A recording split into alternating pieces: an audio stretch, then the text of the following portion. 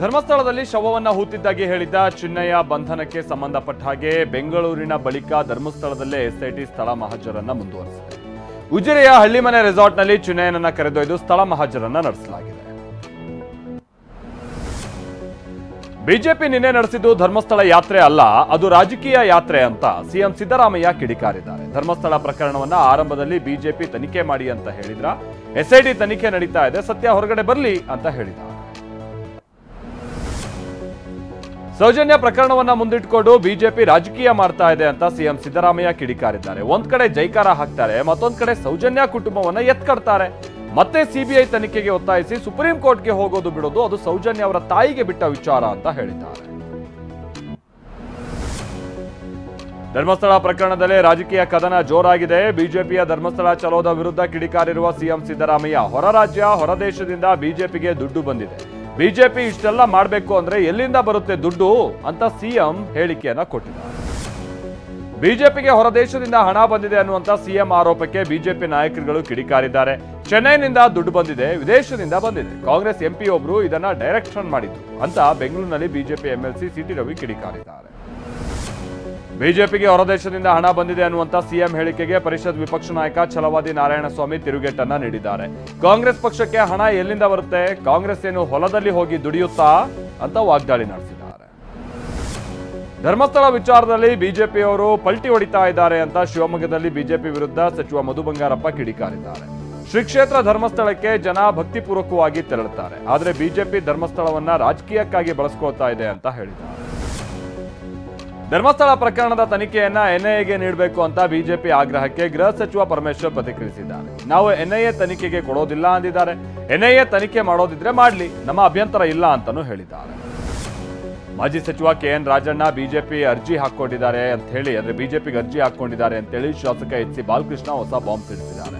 ಮಾತು ಮನೆ ಕೆಡಿಸ್ತು, ತೂತು ಒಲೆ ಕೆಡಿಸ್ತು ಅನ್ನೋ ಮಾತಿದೆ. ರಾಜಣ್ಣ ವಿಷಯದಲ್ಲಿ ನಮ್ಮ ನಾಯಕರ ಷಡ್ಯಂತ್ರ ಇಲ್ವೇ ಇಲ್ಲ ಅಂತಾನೂ ಹೇಳಿದ್ದಾರೆ. ಚಾಮರಾಜನಗರ ಜಿಲ್ಲೆ ನಾಯಕ ಸಂಘ ಕೆಎನ್ ರಾಜಣ್ಣಗೆ ಮತ್ತೆ ಸಚಿವ ಸ್ಥಾನ ಕೊಡಬೇಕು ಅಂತ ಪ್ರತಿಭಟನೆ ನಡೆಸಿದೆ. ಚಾಮರಾಜೇಶ್ವರ ದೇಗುಲದಿಂದ ಜಿಲ್ಲಾಡಳಿತದ ಭವನದವರೆಗೂ ಬೃಹತ್ ಮೆರವಣಿಗೆಯನ್ನು ನಡೆಸಲಾಗಿದೆ.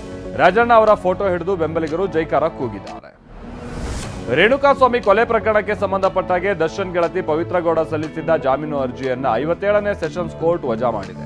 ಈ ಹಿಂದೆ ಸುಪ್ರೀಂ ಕೋರ್ಟ್ ಪವಿತ್ರ ಗೌಡ ಸೇರಿದಂತೆ ಡಿ ಗ್ಯಾಂಗ್ನ ಜಾಮೀನನ್ನ ರದ್ದು ಮಾಡಿತ್ತು. ನಟ ದರ್ಶನ್ ಪತ್ನಿಗೆ ನಿಂದನೆ ಪ್ರಕರಣಕ್ಕೆ ಸಂಬಂಧಪಟ್ಟ ಹಾಗೆ ವಿಜಯಲಕ್ಷ್ಮಿ ಅವರಿಗೆ ಪೊಲೀಸರು ನೋಟಿಸ್ ನೀಡಿದ್ದಾರೆ. ಸೋಷಿಯಲ್ ಮೀಡಿಯಾದಲ್ಲಿ ಅಶ್ಲೀಲ ಪೋಸ್ಟ್ ಹಾಕಿ ಕಿಡಿಗೇಡಿಗಳು ನಿಂದಿಸಿದ್ದರು. ಪ್ರಕರಣದ ಬಗ್ಗೆ ಹೆಚ್ಚಿನ ಮಾಹಿತಿ ಕೊಡಬೇಕು ಅಂತ ವಿಜಯಲಕ್ಷ್ಮಿ ಅವರಿಗೆ ಸಿಕೆ ಅಚ್ಚುಕಟ್ಟು ಪೊಲೀಸರು ನೋಟಿಸ್ ಅನ್ನು ನೀಡಿದ್ದಾರೆ. ಭಾರೀ ಮಳೆಯಿಂದಾಗಿ ಬೆಂಗಳೂರಿನ ಯಲಹಂಕದಲ್ಲಿ ಸಂಭವಿಸಿದ ಮಣ್ಣು ಕುಸಿತ ದುರಂತದಲ್ಲಿ ಮಡಿದವರ ಸಂಖ್ಯೆ 2ಕ್ಕೆ ಏರಿಕೆಯಾಗಿದೆ. ನಿನ್ನೆ 32 ವರ್ಷದ ಶಿವ ಎಂಬ ಕಾರ್ಮಿಕ ಸಾವನ್ನಪ್ಪಿದ್ದರು. ಇವತ್ತು ಚಿಕಿತ್ಸೆ ಫಲಕಾರಿಯಾಗಿದೆ. 58 ವರ್ಷದ ಮಧುಸೂದನ್ ರೆಡ್ಡಿ ಮೃತಪಟ್ಟಿದ್ದಾರೆ. ಚಿಕ್ಕಮಗಳೂರಿನಲ್ಲಿ ಚಂದ್ರದ್ರೋಣ ಪರ್ವತದ ಸಾಲಿನಲ್ಲಿ ಗುಡ್ಡ ಕುಸಿತ ಆಗ್ತಾ ಇದೆ. ಇನಾಮ್ ದತ್ತಾತ್ರೇಯ ಬಾಬು ಬುಡನ್ ಸ್ವಾಮಿ ದರ್ಗಾ ರಸ್ತೆಯಲ್ಲಿ ಭೂಮಿ ಕುಸಿದಿದೆ. ನಿರಂತರವಾಗಿ ಸುರಿತಾ ಇರುವ ಮಳೆಯಿಂದಾಗಿ ಕುಸಿದ ಗುಡ್ಡ ಬಹಳ ಆತಂಕವನ್ನ ಸೃಷ್ಟಿಸ್ತಾ ಇದೆ. ಮುಂಜಾಗ್ರತಾ ಕ್ರಮವಾಗಿ ಪೊಲೀಸರು ಬ್ಯಾರಿಕೇಡ್ ಹಾಕಿದ್ದಾರೆ.